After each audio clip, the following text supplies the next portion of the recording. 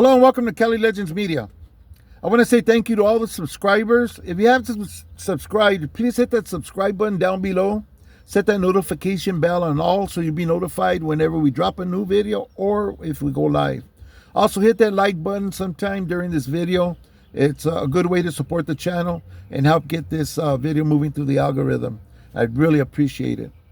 Okay, before I get started, I want to say that for those of you who participated in the raffle on Whittier Boulevard for hitting the 6,000 subscribers goal, that prize went out today to Gordo 505.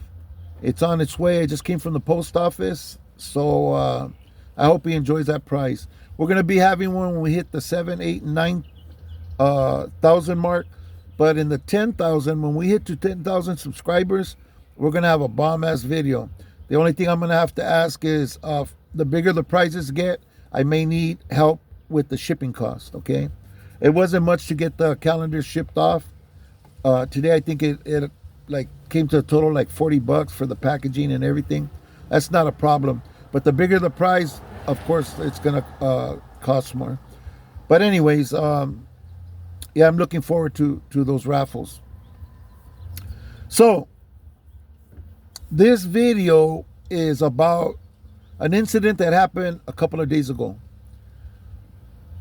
A woman in her 60s, I'm just going to say her first name Stephanie, her last name began with a C.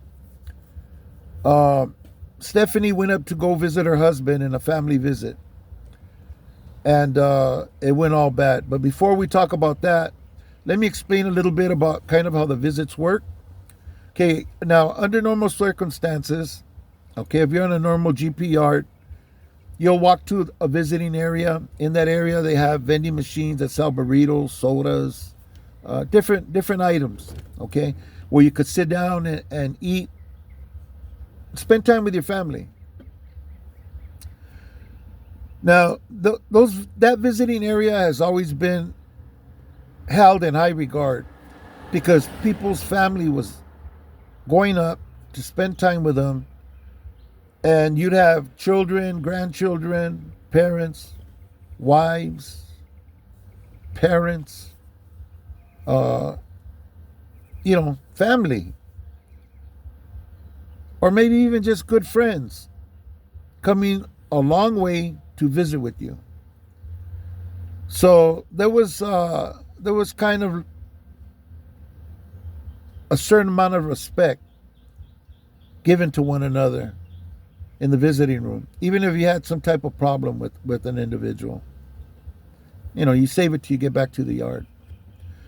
Well, since I started YouTube, which has been about 11 months now,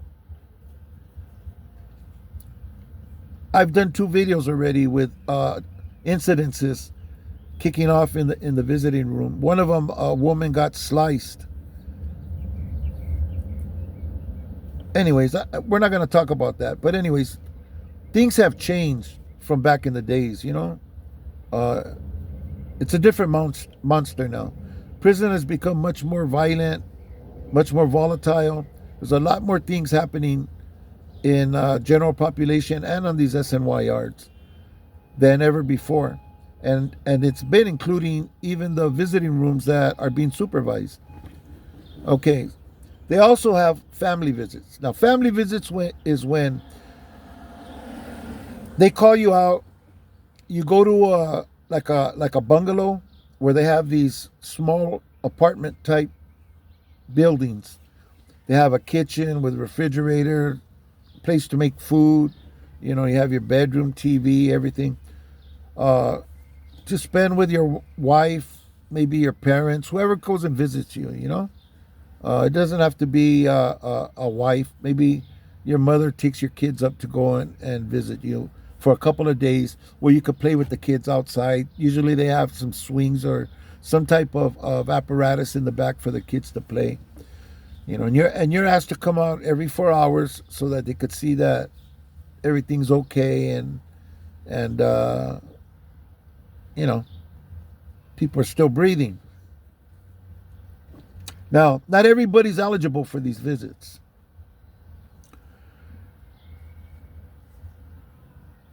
People that have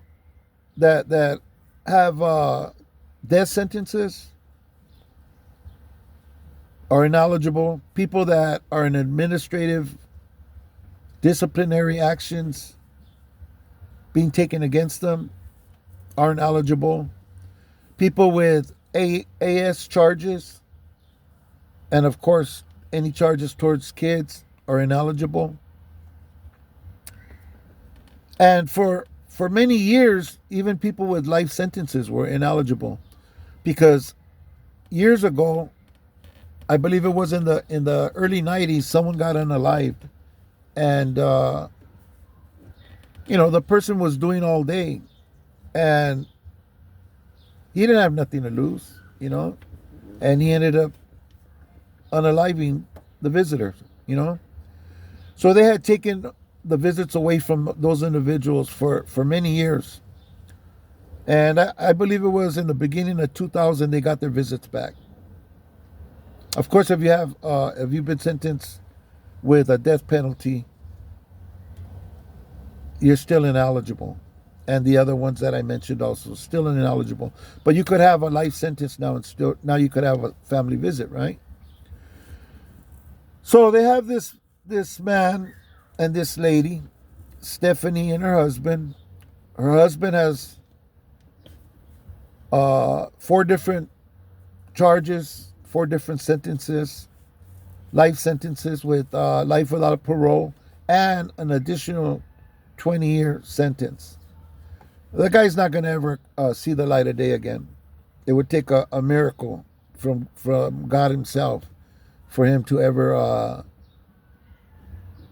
live a normal life and not be incarcerated. All violent charges, very violent individual, in their 60s, okay?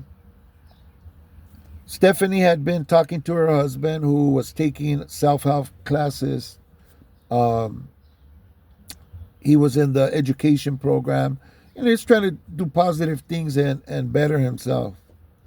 Nevertheless, he did have a violent streak. He had violent tendencies. Her and her family were very much aware of that, and it was obvious, to the courts, to CDC. But he was allowed to go to visit. She went up to visit him a couple of days ago, and being that they have to come out for count every 4 hours, at some point he called. It was 2:00 in the morning. He called in and said, "Hey, my wife fainted. I can't wake her up."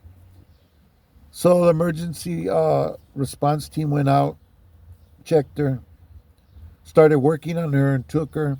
And they ended the visit, of course. And she succumbed to whatever it was that made her stop breathing. So, of course, they had to do an autopsy and find out, what was the medical cause, what was the physical cause of her demise. And they found that she had been strangled, okay? Now, the husband, of course, is the only person that could have done it. That's a no-brainer. But the family was outraged and acted shocked, like, how could this happen, and pretty much put most, if not all, of the blame on CDC. How could they allow someone like this to have these types of unsupervised visits, right? That's a fair question, but on the other side of the coin, you got to think, like, why would this lady and this lady's family allow her to participate in a visit like that if he's that dangerous, and if he has these charges, and he has a violent streak and a violent background? There's a risk involved now. It's not just a regular visit with a person that has normal tendencies. This guy has violent tendencies, So it was a risky endeavor from the beginning. Yeah, I understand they were married, but they had regular visits. She was going up and visiting them with supervised visits. And like the family said, those were going fine. Well, of course, But, I agree with the family. Something needs to be done. There needs to be more safeguards in place where if a situation arises, the staff or whoever's watching that area or those inmates can be notified. I don't know. They must have some technology where if the noise level goes to a certain level that they could hear, or it might sound an alarm, or something. But they have to do something to as a line of defense in case somebody loses their mind and tries to do something to one of these visitors. The last time that somebody was unalived in one of these family visits, they took the visits away from the lifers. They figure these guys don't have nothing to lose. If their visitor pisses them off or gives them some news that they can't handle, some type of Dear John news, the individual might react in that way. He's not getting out anyways. He might figure, hey, I can't have her. Nobody could have her. There's all kinds of scenarios that you could just plug in when you have a person that's obviously pretty damn dangerous. He unalived 4 people, 4 different occasions. Taking someone's life meant very little to him, obviously. Anyways, if you have family or loved ones that go to these visits, these family visits, make sure they use the utmost discretion, and even though they're their husbands, the father of their kids, whatever the case, make sure that they really think about how they're acting, how they're behaving, where their relationship's at when they go up there. And most definitely don't give them no bad news that might trigger them in one of those visits, Do it over the phone or like treat it for what it is. You're in there with a killer. You got to be careful. Got to mind yourself, because you piss them off a certain way, they might act a certain way. And look what happened to Stephanie. She's 60-something years old and, had been married to this man and been encouraging him and seen improvement in him and his behavior. And, dude's trying to take classes that are helping him. And, we don't know what happened, what was said, what kicked things off, but we know one thing for sure: Stephanie's no longer with us, and that's a terrible thing. So rest in peace, Miss Stephanie. Condolences to the family. And anybody who sees this video, if you think it might help somebody, share the video and let them make up their own mind. But at least you did what you could to bring some light into the possibilities of what could take place. And it's no joke, man. Visiting has become, let's just say, different in the Department of Corrections, both the supervised and the unsupervised visits. So even if you go to a visit where there's COs around and inmates around, you need to be careful. You need to be very vigilant, and what's going on the people around you, and stay safe, people. You have to be safe, man. You never know what might happen. Too much stuff is happening right now behind the walls, Anyways, with that said, people, stay free. God bless you. God bless your families. Don't forget to hit that like button. I'd really appreciate it. If you haven't subscribed, please hit that subscribe button. And I hope to see you on the next video. Thank you very much for watching.